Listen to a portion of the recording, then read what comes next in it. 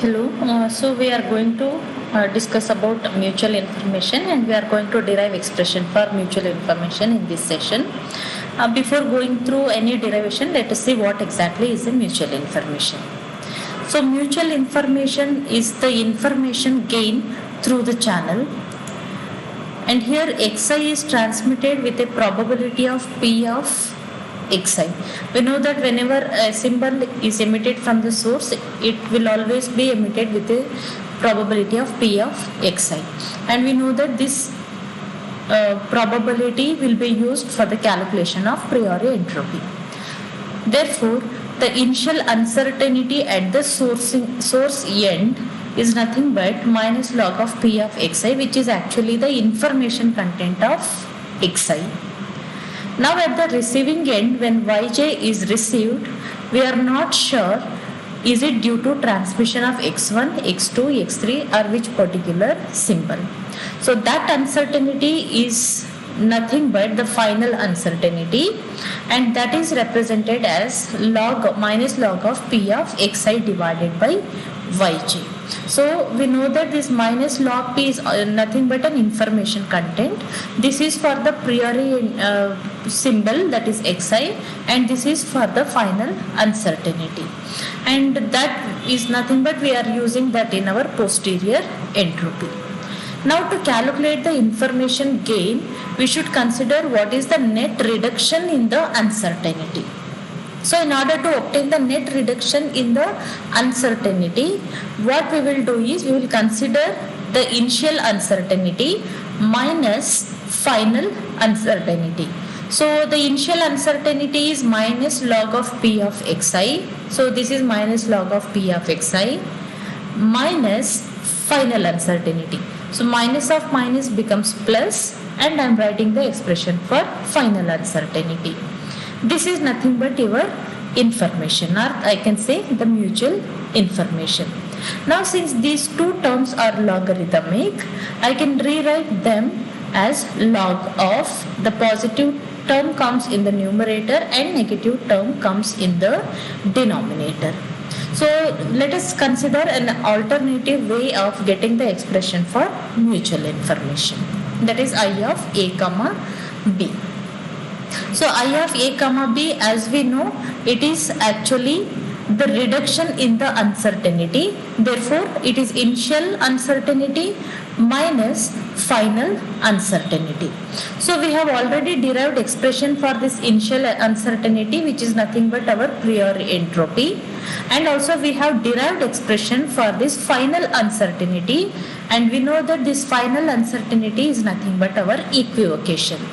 So let us substitute for h of a and h of a divided by b. H of a is p of ai into log of 1 divided by p of ai, where I varies between 1 to r. Similarly, we have expression for equivocation also. We are going to substitute that expression. Now I know that the conditional probability, that is output conditional probability, p of bj divided by ai is always equal to 1 when we vary j between 1 to s, right? So if I know, if this is 1, then there is no harm in multiplying this particular term either to the first term of this I of a comma b or to the second term. So what we will do is we are going to multiply this term to the first term.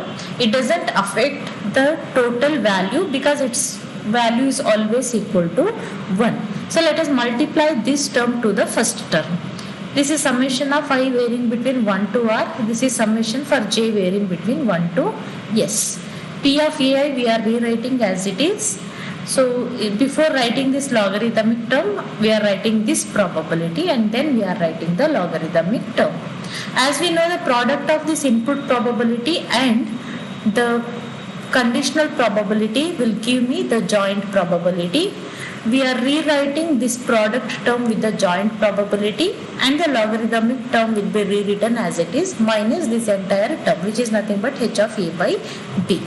After rewriting, we are getting the equation in terms of the joint probability.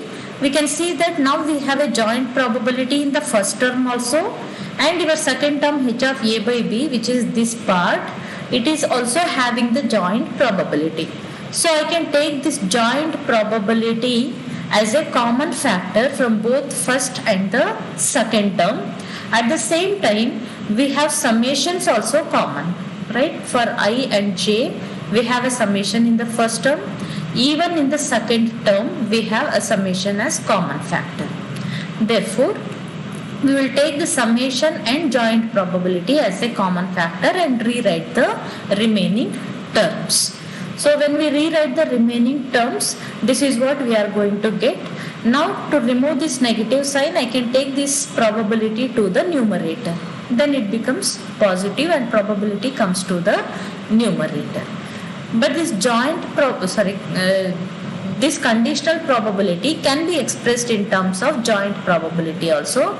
As we know, our joint probability can be written as P of A by Bj into P of Bj. So since we are taking a substitution for this, it becomes P of A Bj, that is joint probability, divided by P of Bj. Let us substitute for this conditional probability in this equation. So our I of A comma B would be, this common factor remains as it is, the first term also remains as it is, and here instead of this conditional probability, I am rewriting it in terms of joint probability and output probability. Now these two are the logarithmic terms, therefore I can write a common log and take the numerator. Since both are positive, I have to multiply the first term with the second term. Therefore, I will get P of Ai comma Bj divided by P of Ai into P of Bj, which is the product of first term and the second term. Now we can see that the information content I of A comma B is nothing but a term that depends upon your joint probability, input probability and output probability. So here, whenever we want to calculate the information content I of A comma B or the mutual information, we should know what is the input symbol probability, what is the output symbol probability, and also what is the joint probability. Then only we can identify the information content. Similarly, instead of I of A comma B, if we want to find out I of B comma A, you can rewrite the joint probability as Bj comma Ai. Here also Bj comma Ai. However, your Bj comma Ai or Ai comma Bj will be one and the same. Therefore, instead of Bj comma Ai, we can even rewrite as Ai comma Bj also. If I write this joint probability as P of Ai comma Bj, my expression will be as good as the expression of I of A comma B. Therefore, I can say that always I of A comma B is same as I of B comma A. That is, mutual information is always same, either if you express the output with respect to input or if you express your input with respect to output.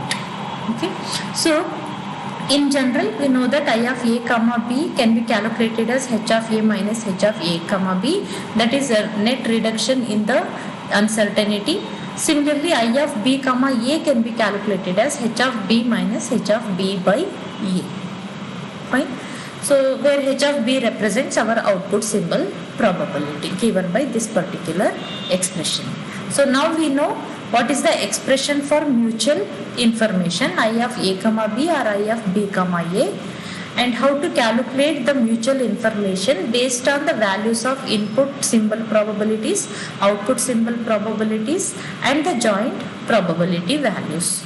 So next we will try to solve some problems using these probabilities and we will try to calculate the information content.